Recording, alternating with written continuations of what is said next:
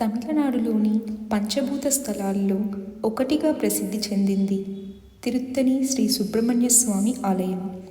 ఈ ఆలయం కొండపై ఉన్న ఇక్కడికి అడుగు పెట్టగానే మన మనసు భారం దిగిపోతుంది. శూరపద్ముని సంహరించిన తరువాత సుబ్రహ్మణ్య స్వామి ఇక్కడికి వచ్చి తన కోపాన్ని విడిచి శాంతి రూపంలో వెలసిన పవిత్ర క్షేత్రం ఇది.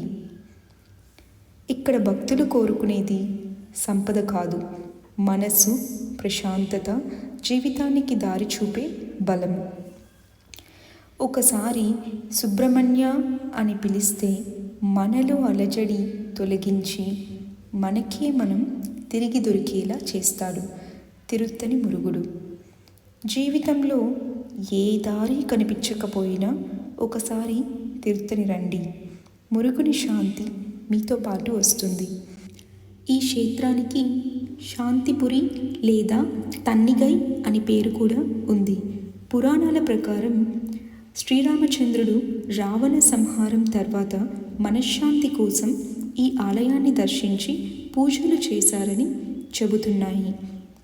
అర్జునుడు ద్వాపర యుగంలో తీర్థయాత్రల సమయంలో ఇక్కడ స్వామిని దర్శించుకున్నాడట. వల్లి కళ్యాణం ఇక్కడే జరిగింది అని పురాణాలు చెబుతున్నాయి. మురుగన్ వల్లీదేవిని ఇక్కడే వివాహం చేసుకున్నారని చెబుతారు. అందుకే ఇక్కడ స్వామివారు తన వాహనమైన నెమలికి బదులుగా ఇంద్రుడు బహుకరించిన ఐరావతం అంటే తెల్ల ఏనుగుపై కనిపిస్తారు. ఈ కొండపై వెళ్ళడానికి 365 మెట్లు ఉంటాయి. మీరు ఎప్పుడైనా ఈ 365 మెట్లు ఎక్కారా? మీ అనుభవాన్ని కామెంట్స్ రూపంలో తెలియజేయండి. ఈ కొండపైన పెరిగే మొక్కలకు ఔషధ గుణాలు ఎక్కువ. అందుకే ఇక్కడ గాలి పీల్చడం వల్ల అనారోగ్య సమస్యలు తగ్గుతాయని భక్తుల నమ్మకం. ఈ వీడియో మీకు నచ్చినట్లయితే లైక్ చేసి సబ్స్క్రైబ్ చేయండి. ధన్యవాదాలు.